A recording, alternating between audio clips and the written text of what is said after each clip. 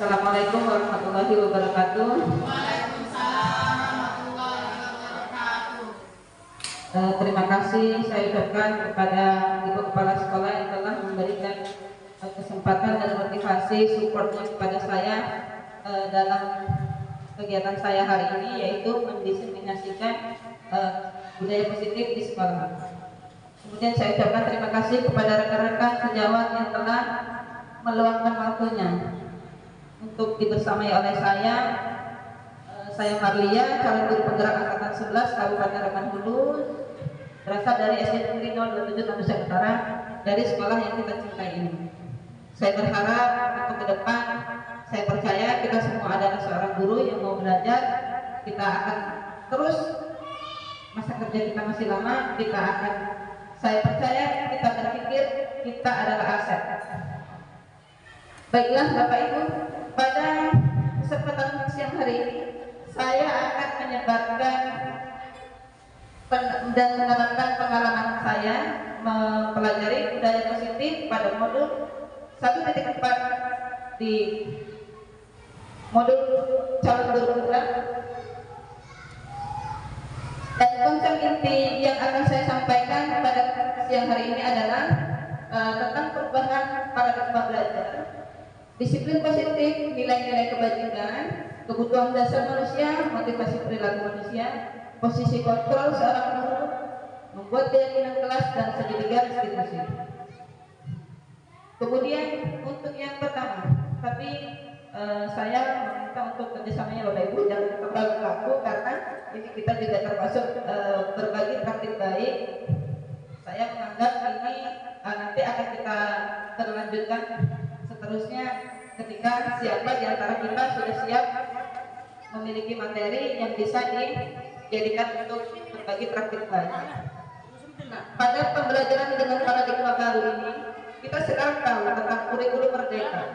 Kurikulum merdeka itu orang tahunya merdeka. Merdeka itu artinya bebas. Sebenarnya iya benar bebas, tapi bukan bebas yang bebas tidak dalam kontrol seorang guru. Selama ini kita tahu kurikulum merdeka adalah kurikulum yang berubah, kurikulum yang dari ke-13 dirubah menjadi kurikulum merdeka. Padahal sebenarnya tidak. Kurikulum merdeka ini adalah melanjutkan, menyempurnakan dari kurikulum yang sudah ada, yaitu kurikulum ke-13. Dalam kurikulum merdeka ini kita diharapkan, kita dianjurkan dan diberikan kesempatan untuk mendidik anak-anak itu, menuntun anak-anak sesuai kodratnya dan sesuai zamannya, sesuai dengan profil pelajar Pancasila. Yang kita ketahui profil pelajar Pancasila itu ada 6. Yang pertama itu beriman dan bertakwa, kemudian mandiri, bernalar kritis, kreatif, bergotong royong, dan berkebinekaan global. Jadi dari situ kita ini diharapkan bisa menuntun anak-anak kita menjadi seorang yang memiliki nilai-nilai profil pelajar Pancasila. Karena di setiap dimensinya itu ada lagi poin-poinnya, seperti beriman kepada dan bertakwa kepada Tuhan Yang Maha Esa, itu ada elemen-elemennya. Itu beriman dan bertakwa kepada Tuhan Yang Maha Esa dan berakhlak mulia. Kalau berakhlak itu kan yang kita tahu sikapnya. Jadi bukan sikap ke Tuhan saja, ke sesama manusia juga. Kemudian mandiri, bernalar kritis. Saya rasa Bapak Ibu tahu semuanya itu bagaimana prosesnya. Kemudian begitulah pembelajaran dengan paradigma baru. Paradigma itu artinya pandangan. Sementara selama ini kita tahu belajar kita itu kan tidak berpusat pada murid. Orang tahunya seperti itu. Jadi sekarang ini pembelajaran anak itu harus berpusat pada murid. Berpusat pada murid itu sesuai dengan pembelajaran berdiferensiasi. Diferensiasi berasal dari kata diferent. Diferent itu artinya berbeda. Jadi kita tahu setiap anak dalam kelas itu memiliki kemampuan dan kemauan yang berbeda-beda. Betul atau tidak Bapak Iya, ada yang maunya main, ada yang maunya nggak belajar, ya sama ya. Mereka kita tahu sendiri. Sebenarnya saya juga dilema. Tapi kita harus tahu juga filosofi pemikiran Ki Hajar Dewantara tentang pendidikan. Beliau itu saya salut. Saya dulu kita waktu masih sekolah dasar mungkin tahu bapak pendidikan kita adalah siapa. Sekedar tahu itu aja. Tapi sepinya itu kita tidak tahu. Jadi sekarang disinilah pada diseminasi ini saya akan membagikan pengalaman tentang itu. Jadi kata Bapak Ki Hajar Dewantara, pembelajaran itu harus berpusat pada murid. Berpusat pada murid, yang kita tahu selama ini sepertinya saya sudah melaksanakan pembelajaran berpusat pada murid. Kalau saya sejauh ini sudah, tapi namanya manusia ya Bapak Ibu, guru ini apalagi nggak cuma di sekolah aja masalahnya, karena di rumah juga kita punya keluarga, punya urusan yang lain. Jadi tapi saya sendiri itu sebenarnya ingin tidak mencampurkan urusan rumah dengan sekolah, tapi kadang-kadang itu tadi kita ini hanya manusia biasa yang bisa semaksimal mungkin kita laksanakan walaupun tidak sempurna. Saya pun masih belajar ini Bapak Ibu. Kemudian itu tentang pembelajaran paradigma baru. Nah, selama ini miskonsepsi tentang teori kontrol. Selama ini kita tahu ilusi guru mengontrol murid. Selama ini yang kita tahu guru itu mengontrol murid. Benar tidak Bapak Ibu? Ya. Kemudian miskonsepsinya lagi, ilusi bahwa semua penguatan positif efektif dan bermanfaat. Ini maksudnya di sini. Semua penguatan positif yang kita berikan sama anak itu bermanfaat. Kemudian ilusi dalam kritik dan membuat rasa bersalah mampu menguatkan karakter. Ini saya di sini kenal Bapak Ibu. Saya sering membuat anak murid saya merasa bersalah. Saya rasa kita semua juga seperti itu. Merasa bersalah itu seperti selama ini kalau kita menyelesaikan masalah atau lagi berbincang sama anak-anak kan, ya jangan gitu. Nanti kamu gini loh, kamu nggak kasihan, kamu nggak ini gitu ya. Sering itu kata-kata itu kita ucapkan. Saya juga masih belajar di sini. Ternyata itu nanti setelah ini ada slide-nya lagi. Itu posisi kita membuat anak merasa bersalah. Kemudian ilusi bahwa orang dewasa berhak memaksa.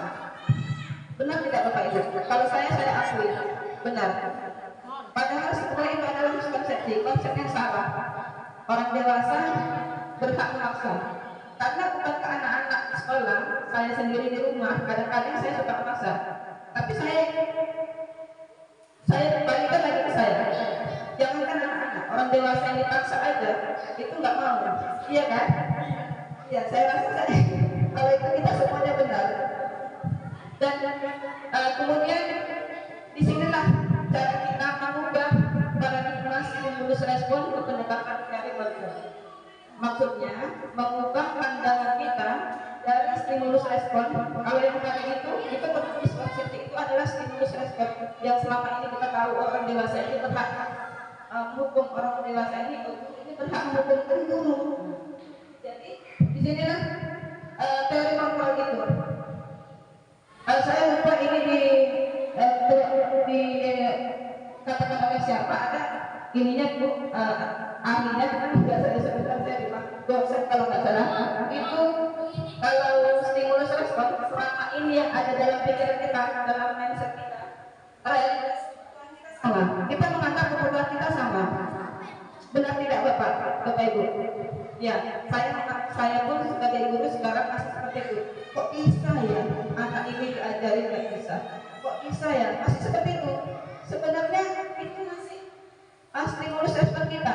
Padahal kalau kita menggunakan, kita harus mengubah paradigma kita itu menjadi dari ukuran realitas kebutuhan kita berbeda.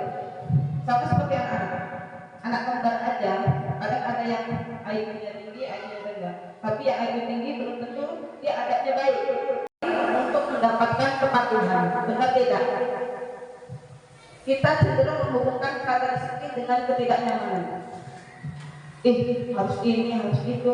Padahal itu tentang kedisiplinan. Kemudian disiplin merupakan salah satu pendekatan disiplin diri yang memampukan seseorang untuk mengontrol perilakunya dalam kesadaran dan bertanggung jawab atas tindakannya sebagai wujud menghormati diri sendiri dan orang lain. Sebagai pendidik, tujuan kita adalah menuntun murid untuk memiliki disiplin diri. Tapi sebelum kita itu, makanya Bapak Ibu, saya itu nggak pernah mendukung murid yang terlambat. Kalau saya terlambat, nggak tahu kenapa saya nggak bisa. Karena memang gimana? Sedikit banyak mereka akan menilai ibu ini terlambat. Kenapa ngukur kami yang terlambat? Jangankan mereka, yang anak-anak, bahasanya polos ya kan? Tahunya ini gimana ya? Terlambat ya? Ngukur. Kita aja seperti itu juga. Kalau diatur, kadang-kadang aturannya itu menurut kita tidak sesuai dengan kita, karena kita memang manusiawi seperti itu. Sebagai pendidik, tujuan kita adalah menuntun murid untuk memiliki disiplin diri sehingga mereka bisa berperilaku yang mengacu pada nilai-nilai kebaikan universal dan memiliki motivasi intrinsik bukan ekstrinsik. Kemudian tentang nilai-nilai kebajikan universal. Nilai-nilai kebajikan universal, kebaikan universal menyeluruh, berarti tentang nilai kebajikan yang menyeluruh. Itu adalah nilai kebajikan yang sifatnya positif, yang positif, yang merupakan tujuan mulia yang ingin dicapai sebagai individu. Kemudian nilai kebajikan universal ini adalah nilai yang disepakati bersama atau dalam lintas bahasa, suku, bangsa, agama maupun latar belakang. Semuanya kita bisa dengan perbedaan ras, agama dan semuanya kita tahu maknanya itu nilai kebajikan universal. Contohnya kalau di kelas ya, kita membuat peraturan kelas, dilarang peraturan kelas misalnya dilarang mencontek, terus dilarang mengerjakan tugas di dalam kelas, tidak boleh mencontek, tidak boleh mengganggu teman. Kalau kita jadikan dia keyakinan kelas menjadi nilai-nilai kebajikan universal, itu kan termasuk ke dalam menghargai. Karena dalam menghargai itu nggak cuma menghargai itu sopan santun. Kalau nyontek tentunya nggak menghargai temannya ya. Makanya dia masuk ke nilai kebajikan universal. Kemudian lanjut, kebutuhan dasar manusia. Nah, ini tadi yang saya sebutkan Bapak Ibu. Kebutuhan dasar manusia itu ada 5. Kemarin itu sebelum mempelajari modul ini saya nggak paham. Maksudnya ternyata manusia ini, saya, kita semua ada kebutuhan dasarnya. Namanya juga dasar. Yang pertama, bertahan hidup. Manusia itu, contohnya kita sekarang ya, kita akan bertahan hidup. Gimana caranya bertahan hidup? Bekerja. Terus kalau di anak, pernah nggak ya kita temukan? Kalau saya pernah temukan anak-anak makan di dalam kelas. Jadi saya tanya, kenapa kamu kok makan di dalam kelas? Makan nasi itu. Kemudian dijawab, saya tadi nggak sarapan. Berarti kalau dari sini kita simpulkan, ternyata kebutuhan hidup dia untuk bertahan hidupnya kurang. Sebenarnya bukan kurang makan, iya maksudnya kurang makan, tapi ada banyak kebutuhan hidup dia yang kurangnya kasih sayang, termasuk nggak? Iya kan? Karena gimana orang tuanya kok bisa anaknya nggak sampai makan atau sampai kelaparan, terus di kelas dia makan, alasannya nggak makan di rumah. Kalau nggak makan di rumah, kok bisa dia nggak makan di rumah? Atau memang disuruh sama orang tuanya untuk belanja di kantin, kemudian makan di kantin, kemudian udah waktunya masuk baru dia sempat makan. Kemudian yang kedua, kasih sayang. Nah, kalau kasih sayang ini kita banyak temui di sekolah ya Bapak Ibu, di kelas kita banyak siswa yang kekurangan kasih sayang, kekurangan kasih sayang. Kemudian kebebasan. Ada juga beberapa murid yang mungkin kita pernah temukan, dia kebebasannya. Bisa jadi ketika pulang sekolah dia harus bekerja, cari brontolan atau apa. Kemudian di sekolah dia udah capek, udah malas, udah apa. Kemudian kesenangan. Ini termasuk kesenangan ini. Tadi yang cari brontolan tadi itu berarti dia kurang bermain, ya kan? Kemudian penguasaan. Nah, penguasaan ini adalah pengakuan dari orang yang dianggap dia lebih tua bahwa dia bisa. Kadang-kadang dia tidak pernah mendapatkan ih hebat anakku, ih keren, kamu pintar. Dia kadang mencari perhatian sama kita. Di rumah mungkin dia nggak pernah dapatkan itu, atau di sekolah dia nggak dapatkan itu. Tapi seringnya di rumah ya Bapak. Kalau kita di sekolah ini kan gimana ya? Kita memfasilitasi anak. Kalau memang bagus ya kita bagus. Kalau keren ya keren, lanjutkan. Kemudian motivasi perilaku manusia. Nah, motivasi perilaku manusia ini ada dua. Pertama, motivasi eksternal. Kemudian belajar itu di situ kita berhasil, ya nggak berhasil tadi, tapi menghentikan tindakan negatifnya perlahan.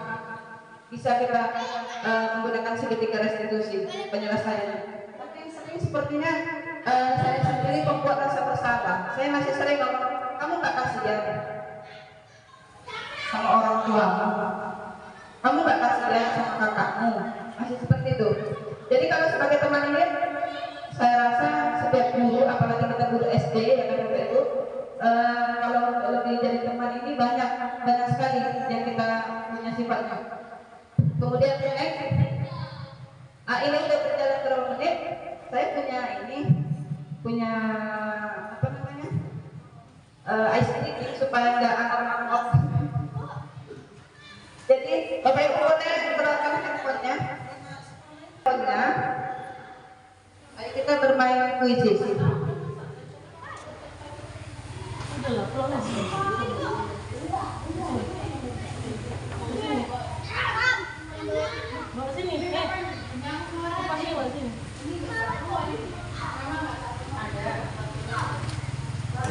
Itu lagi direkam ya?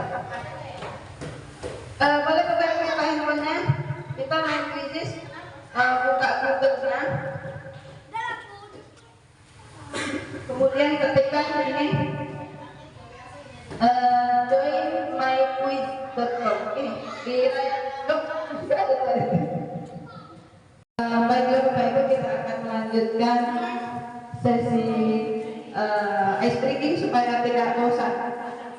Ini maaf Bu Desi, ini proyektornya pulang, nggak tahu saya proyektornya atau laptopnya, tapi nggak bisa tampil PPT-nya. Dan ini nggak ada pula yang bawa laptop selain saya Bu. Oke Bapak Ibu, buka handphone, kemudian buka Google, ketikkan di situ quiz my join, QUIZ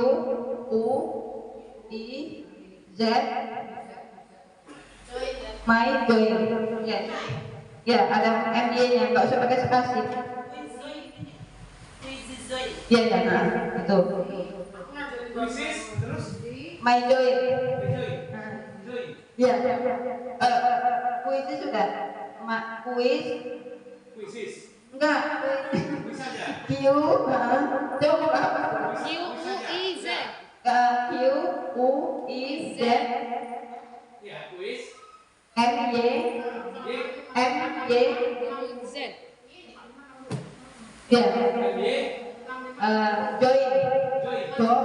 Nah. Baru klik. Yang atas.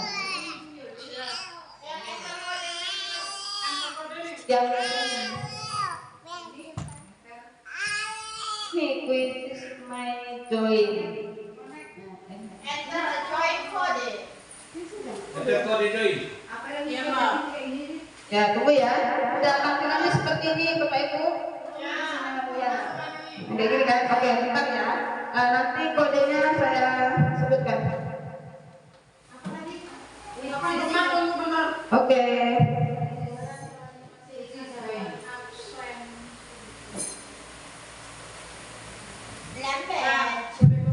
Sudah? Sabang. Oke,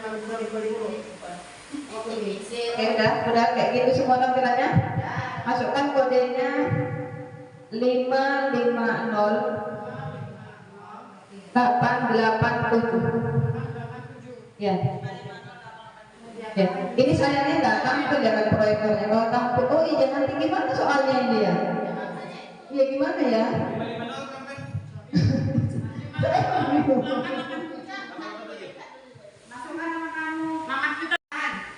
Nggak bisa kok memang udah mulai. Mana keluar dulu ganti kode guys. Mana keluarnya guys? Connecting.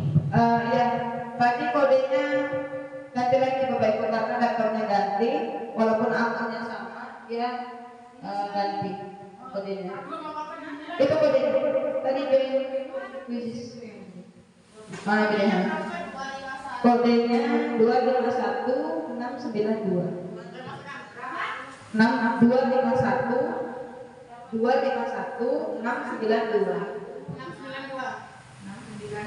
sudah ada yang join di Aprilia.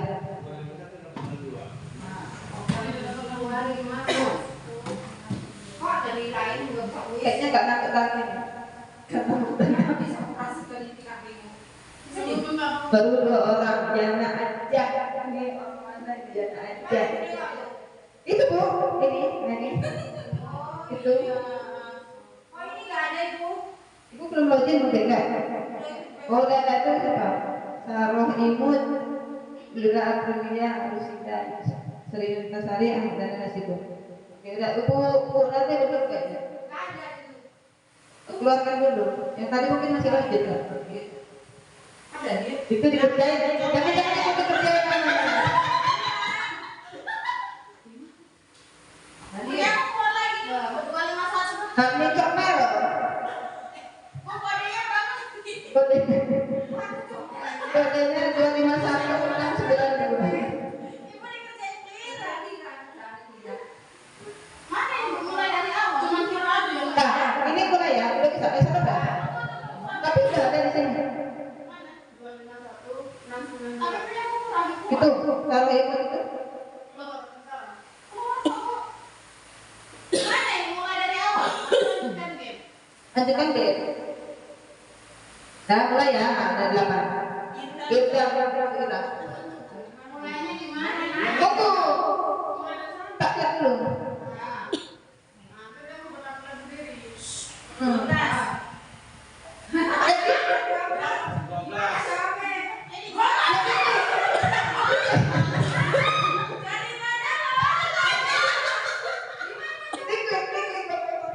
Klik di situ dah. Oh, ini waktunya kebanyakan ya kan? Harusnya 10 detik kan bisa dibuat. Nah,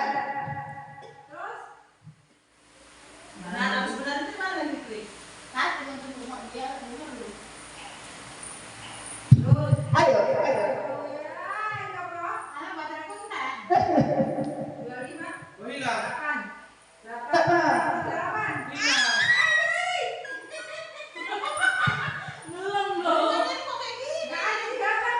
Jaringan jangan.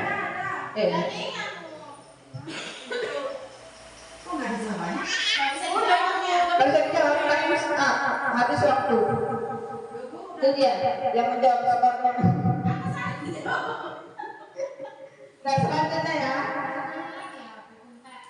Terus, itulah apa yang 9144. Bu Yana kan Bu Yana kan kayaknya liga ya.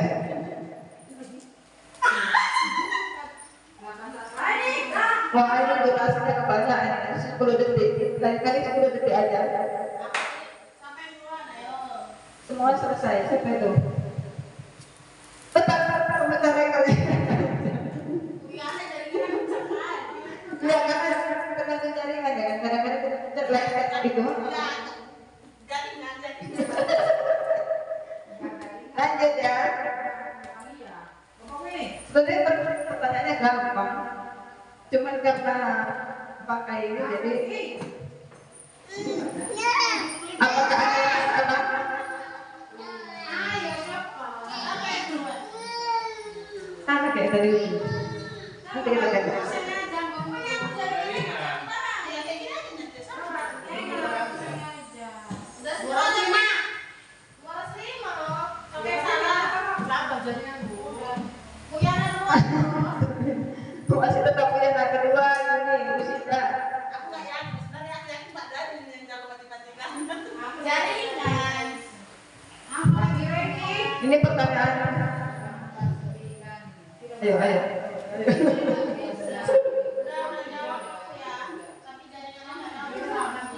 Asalkan udah putar aja udah.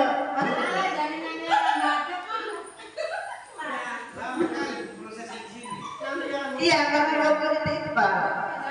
Makanya sekarang saya buatnya harusnya 10 detik. Loh, kok ibu gak belajar aja dari tadi? Berarti aku ketinggalan jauh Bu. Kalau nggak belajar ya. Atau waktunya habis, mungkin nggak?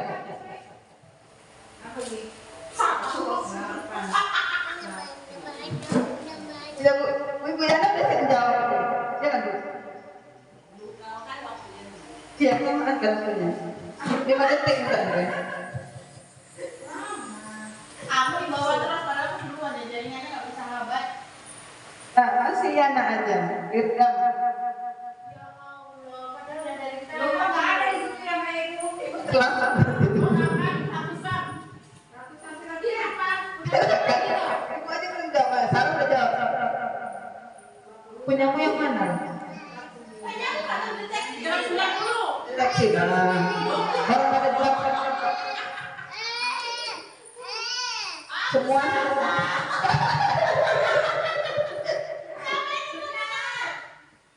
Ini benar ya? Benar Bu.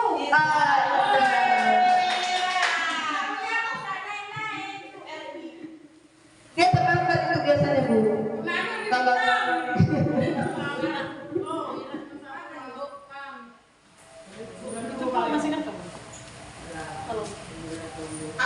Nggak jalan ya? Oh jalan-jalan. Oh dia punya sini pula kan? Proses dari sini. apa ini ya? Iya. Ini udah lama saya ketinggi juga pergi dia. Kok salah punya aku? Punya aku kok salah juga? Berapa second jarak itu berapa detik itu kayaknya kan? Makanya kebetulan 100 sama 0 nya. Lanjut ya. Ya lanjut.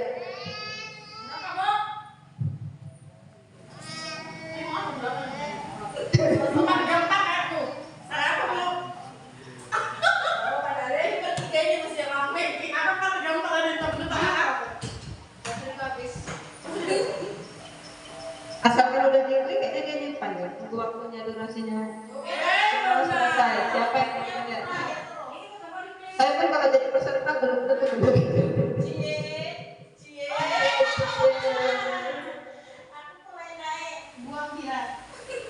Siapa yang duluan tadi? Ibu. Selanjutnya Bu, ayo ayo. Gue Pak habis. Paling belakangnya duluan aku mau Buyana terus sama ibu. Udah habis dia. Sebenarnya hanya butuh konsentrasi. Iya, soalnya kan Pak. Punya ibu Pak keluar. Keluar. Enggak ada sih yang langsung habis. Iya. Kok bisa? Expired. Kok mana itu? Tahu dia yang udah tua. Terputus mungkin. Kemungkinan terputus itu. Terputus. Time up habis. Ya tadi tengah leadernya. Rusia. Iya. Wah, jaraknya berapa? Cuma berapa puluh itu? 40 apa 60? Masih banyak umat. Nah, dia 10 soal. Udah berapa? Ini pertanyaan terakhir. Apakah Anda ingin mengikuti? Tidak. Kita lanjutkan sekali lagi. Nggak bisa lanjut umat. Cuma 60. Habis ya? Oh iya, itu pertanyaan tidak ya pas. Berarti itu lagi ya. Itulah kuis kita itu. Itulah SPG kita. Semoga nggak ngantuk. Nanti ini saya kalau mau lagi mudah-mudahan Bapak Ibu nggak ngantuk. Kalau ngantuk nanti kita buat SPG lagi. Itu ada ininya, ada semua ditambah.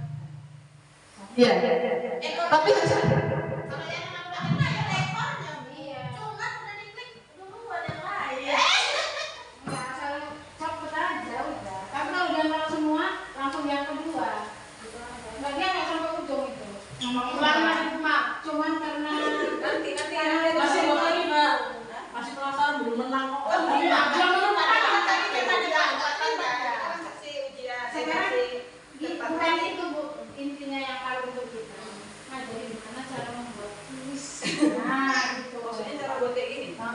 Besok berarti Juliana. Apabila gantian itu kamu bayarnya gimana cara? Ini ada, kalau ada mau ada itu.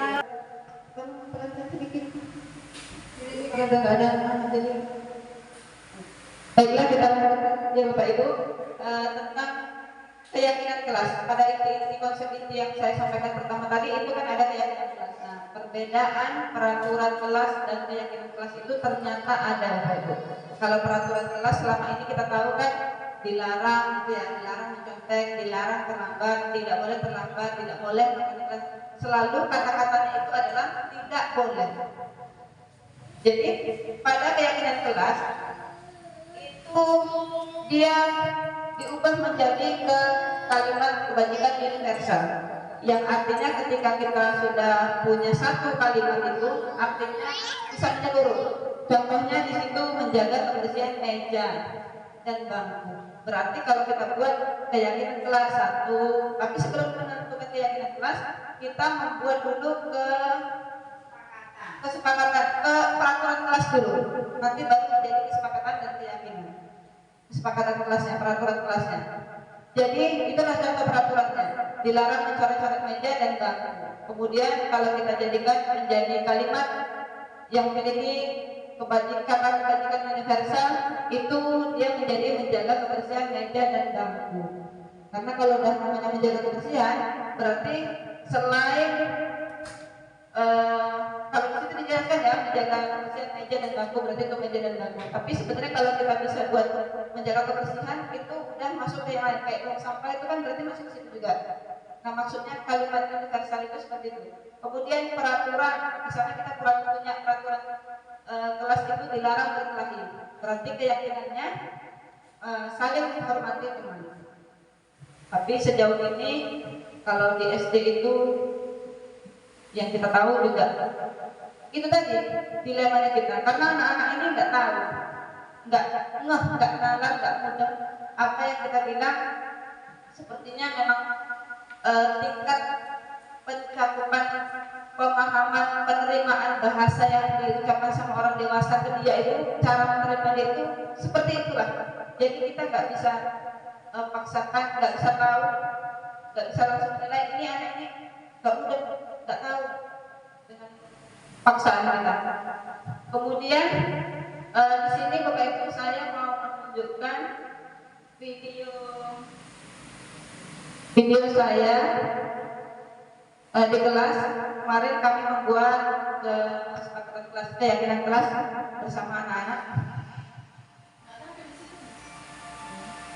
Oke, ini nggak connect ya. Kayaknya dengar lah.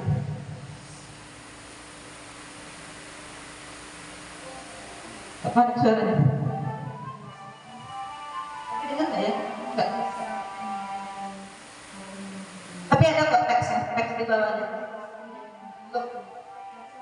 Ibu tadi kan ada nampil di layar. Tunggu, ini lagi. Kayaknya nge-like dia bacanya. Tunggu ya.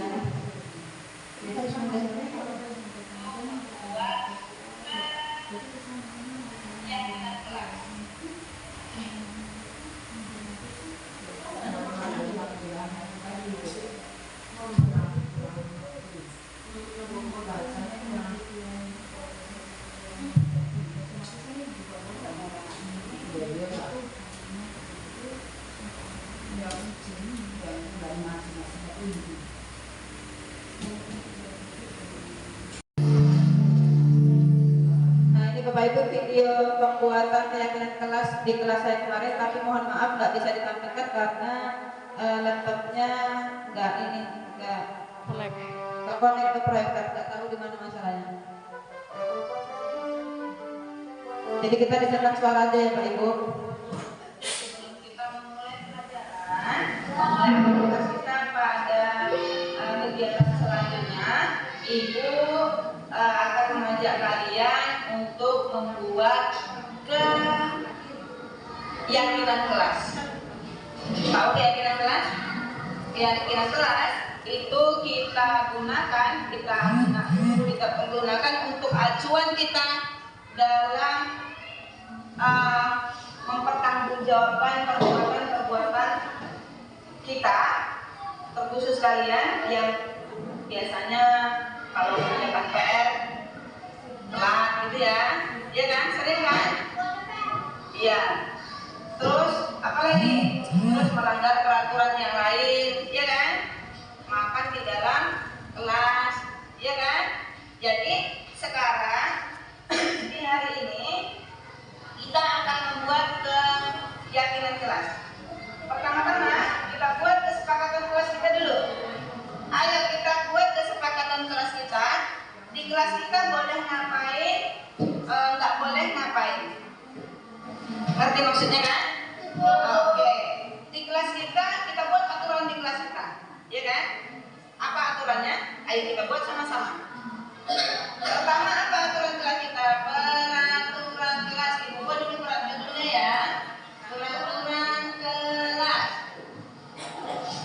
Sudah? Yang pertama, apa ya kira-kira peraturan kelas kita? Apa itu nak? Tidak boleh makan jajan di dalam kelas. Oke. Tidak kata fajar. Tidak boleh makan di dalam kelas itu ya. Ya, ini maksudnya ketika belajar itu mungkin ya Fajar. Waktu belajar itu nggak boleh makan, gitu ya Fajar. Oke, bagus ya. Karena boleh aja makan kan, nanti kalau udah istirahat cari tempat yang nyaman ya kan, misalnya kamu buatkan. Oke, yang kedua apa lagi nak? Yang kedua apa lagi? Apa? Terlambat masuk kelas berarti apa itu? Tidak boleh Oke. Tidak boleh terlambat. Setuju nggak? Setuju. Oke, pintar anak-anak itu tidak boleh terlambat. Apalagi nak? Nah ini saya cepatkan aja ya Bapak Ibu, sampai ini saya di sini membuat peraturan kelas, kemudian di sini juga ada tahapan saya menjadikan peraturan kelas itu menjadi keyakinan kelas. Kalau di sekolah macam aja berarti dia melanggar peraturan kelas, itu makanya kita buat keyakinan kelas supaya peraturan kelas kita ini menjadi keyakinan kita sesuai dengan nilai-nilai kebajikan universal, sesuai dengan nilai-nilainya. Jadi ini akan kita rubah ke menjadi keyakinan kelas. Ibu tolong di sini ya. Nanti setelah kita buat jadi keyakinan kelas, ya kan? Kita buat jadi keyakinan kelas, nanti ibu cetakkan. Ibu cetakkan, nanti kita tempel di kertas. Kertas karton yang sudah ada. Itu kan sudah ada kartonnya, tinggal tempel keyakinannya. Oke, kita ubah menjadi keyakinan kelas. Yang pertama, ini nak. Ya, dengar ibu ya. Aus Pak Dandani. Ya, ini akan kita rubah menjadi keyakinan kelas. Peraturan kelas kita tadi ada berapa? Ada 8. Ini bisa jadi sedikit nak, tapi artinya luas. Bisa jadi sedikit, tapi artinya luas. Yang pertama, tidak boleh makan di dalam kelas. Berarti apa itu? Ini maksudnya ketika belajar ya, tidak boleh makan ketika belajar. Kalau kita jadikan keyakinan kelas berarti apa? Apa?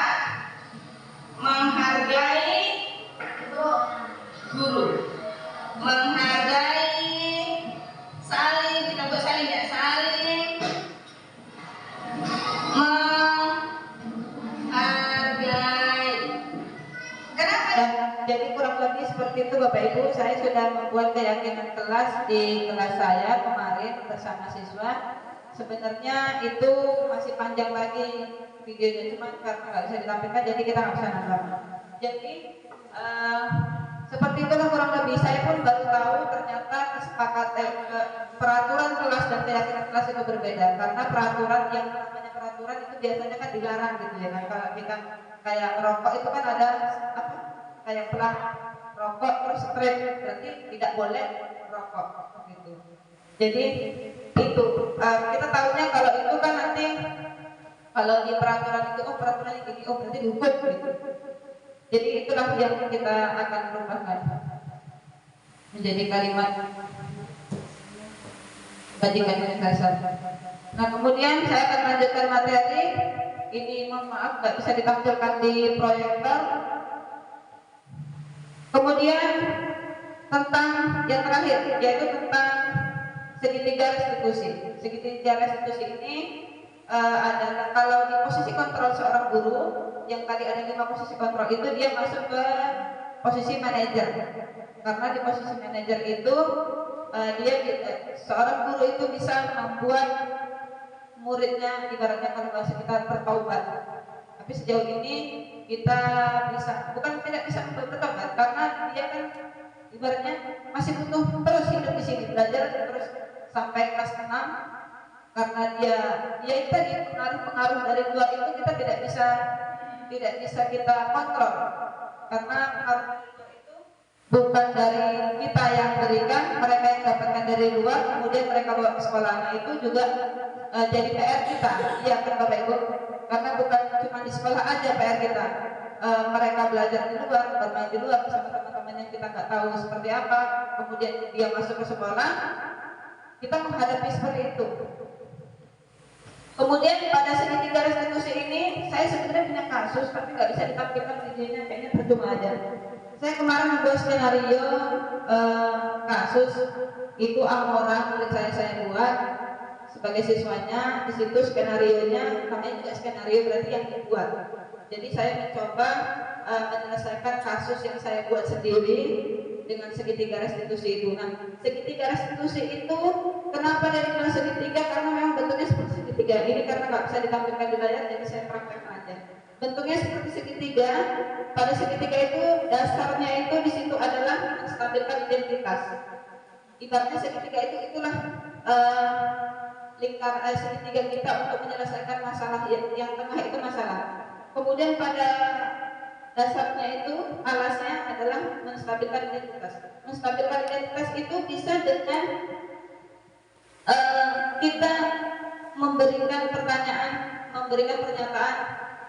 Sebelumnya kita menanyakan kenapa kamu bisa melakukan itu? Iya, setiap orang pasti melakukan kesalahan. Karena selama ini ya Bapak Ibu, kita kalau menyelesaikan masalah sama murid itu nggak pernah ya kenapa kamu gitu? Kan ini harusnya gini. Di situ ternyata kita diminta untuk menstabilkan identitas mereka, dan yang tadi seperti slide sebelumnya yang gagal jadi tidak gagal. Contohnya kenapa? Dengan pernyataan orang pasti pernah melakukan kesalahan. Ya, karena kita sejauh ini belum pernah. Saya sendiri juga baru ini belajar menyelesaikan masalah dengan segitiga restitusi. Sepertinya kesadaran kita memang benar-benar diuji di sini. Kemudian juga bisa dikatakan kamu bukan satu-satunya yang pernah melakukan ini. Kemudian pada sisi atasnya itu kita bisa validasi tindakan yang salah, memvalidasi tindakan anak kita itu yang salah dengan pernyataan dan pertanyaan-pertanyaan. Pertama dengan pernyataan, kamu tentu punya alasan mengapa melakukannya. Seperti kasus kemarin si Agil itu ya kan. Kamu kalau kita sekarang ini karena setelah saya paparkan tentang alasan kenapa melakukan itu.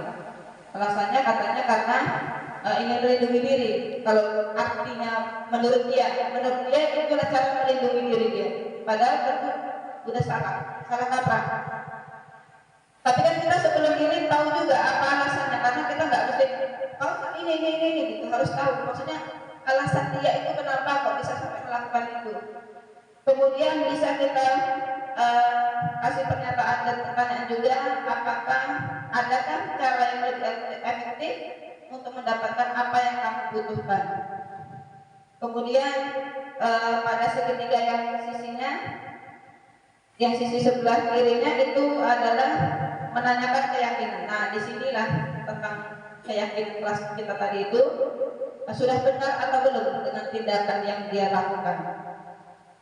Kemudian kamu ingin menjadi orang yang seperti apa? Tapi kalau sebenarnya, kalau menurut saya, kita ini sudah melakukan segitiga restitusi semua sebagai guru. Cuman kadang-kadang bahasa kita ya Bapak Ibu, karena kita nggak bisa kontrol emosi kita juga kan.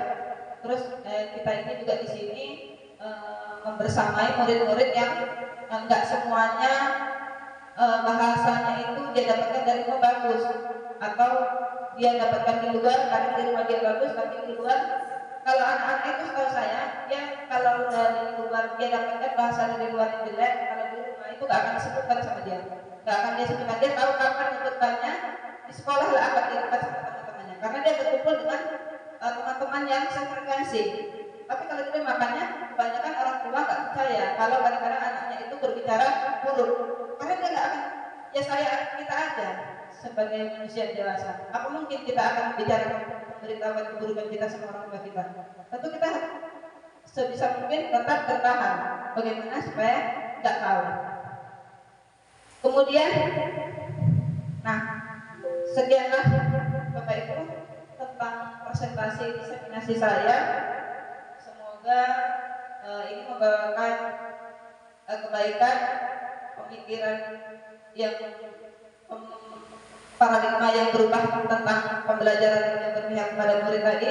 Saya pun sedang belajar. Di sini saya berdiri di depan bukan berarti saya lebih pintar, bukan, karena ibaratnya kalau dibilang saya membaca duluan modulnya, tapi walaupun saya sudah baca, belum tentu juga saya bisa menguasai semua isi materi itu dan bisa mempraktekkan. Jadi disinilah tugas saya membersamai kegiatan ini supaya kita bisa sama-sama membudayakan disiplin positivitas Bapak, terutama untuk diri kita sendiri. Dengan yang saya sebutkan tadi, motivasi manusia itu ada dua, motivasi internal dan eksternal. Semoga semua yang kita lakukan ini adalah atas dasar motivasi internal dari diri kita sendiri, khususnya saya yang bersama kegiatan ini. Demikianlah Bapak Ibu, jika ada yang ingin ditanyakan silakan bertanya. Kalau sekiranya cukup sekian, saya cukupkan sekian. Wabillahi taufiq wal hidayah. Assalamualaikum warahmatullahi wabarakatuh.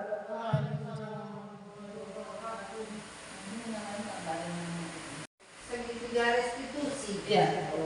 Segitiga restitusi itu dia tadi kan posisi kontrol seorang guru itu ada 5. Yang terakhir itu sebagai manajer, dan manajer itu kalau udah namanya manajer berarti kan memimpin ya kan, mengajak. Jadi itulah dia menyelesaikan. Tapi sepertinya nggak semua masalah segitiga restitusi. Kayak misalnya kalau di sekolah kita di kelas sekolah dasar ini kan masih masalah yang masih bisa diselesaikan. Kalau masalah kenakalan apa gitu. Tapi kalau sepertinya kalau untuk di tingkat SMA itu kan ada masalah yang sudah menyimpang gitu ya, kayak memang udah norma asusila apa gitu kan udah ini kayaknya memang juga ya kan, karena nggak bisa kita harus nggak punya konsekuensi yang harus ditanggung oleh si pembuat masalah ini, seperti pembulian yang sudah terlalu memang pembulian seperti yang dilakukan oleh anaknya Pak siapa itu yang David itu kan Bu, yang sampai dia koma berapa hari itu, yang dia pengennya Pak atau apa itu lah, itu kan nggak bisa lagi pakai segitiga restitusi, tentu harus pakai jalur hukum. Oke. Jadi itu penjelasannya.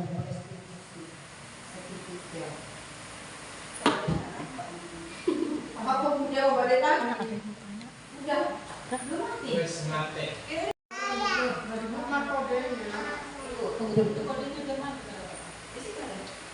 Ini bisa dimainkan pakai kertas ini, lebih seru pakai kertas. Kemarin tuh aku coba siaran langsung kan, cuma lupa ternyata kan kebenaran jawaban sesuai itu dari HP. Kok HP 1 kan, jadi pasti besok kita apa kan untuk kegiatan komdel. Mana ya? Tentang ini.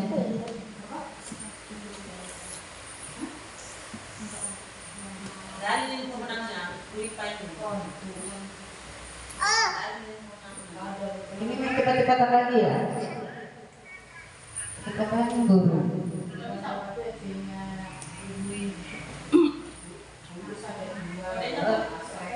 Kodenya itu nanti hampir.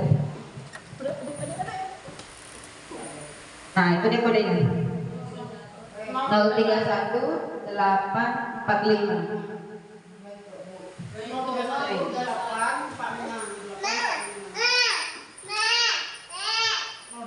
Mulai? Iya belum ada yang gabung apa?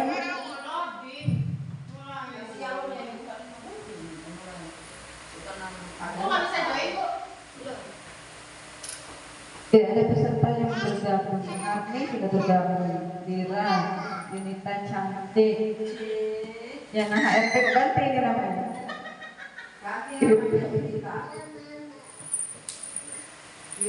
Oke mulai ya. Sudah mulai. Ini dijawab 2-3 detik. Wah ini kebanyakan kelamaan makanya nih belajarnya.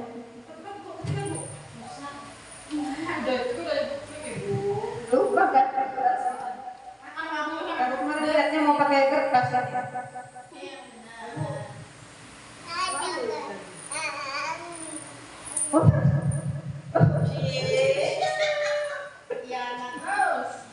Satu. Ada 5 pertanyaan.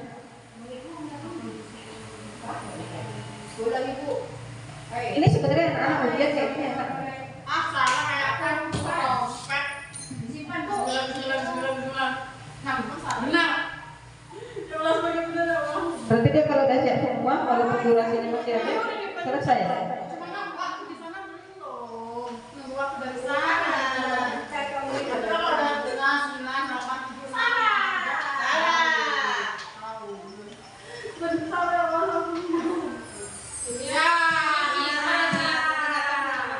Ye, 2 benar.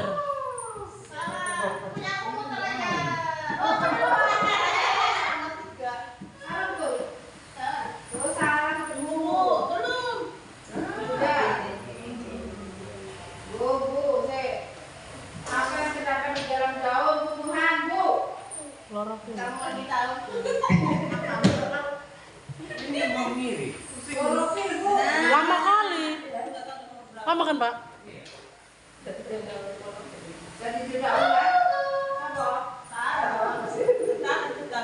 Oh, jaringan lagi berpihak di situ nih.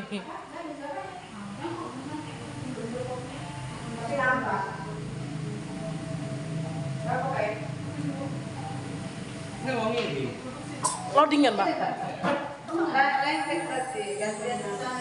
Ye, bener. Ini benernya dari tadi kok. Berarti kan udah salah tadi. Loh, udah duluan jawab. Dia kalau di posisinya itu tetap kalah kan itu secondnya, detiknya. Iya, tapi tetap yang di atas. Karena dia kan sistem yang nilai. Soal terakhir ini.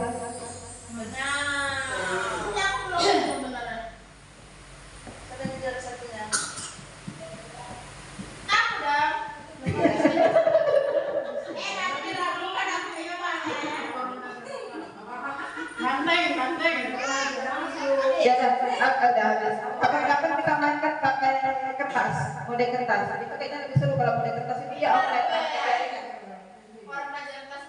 Siapa yang nanti mana tahu siapa yang duluan? Iya, jawaban benar, cuma jawaban benar nggak tahu. Iya, waktunya nggak ditentukan ibu karena kan offline. Iya, dia kalau di waktu. Lah itu baru baca soal aku ngetek. Agak diisi aku. Tetap kalah di bawah itu, karena kan sistem yang Berarti aku nggak salah kalau mengambil jurusan IPS kan nggak boro-boro kagak. Cuma 5 soalnya. Kalau aku yang di bawah tadi itu ya. Aku yang bodoh itu mau dia ini nih kurang ajar kamu. Adik. kalau pakai kertas itu lebih seru. Wah, gimana? Karena jawabannya cuma Sini. udah. Makasih ya.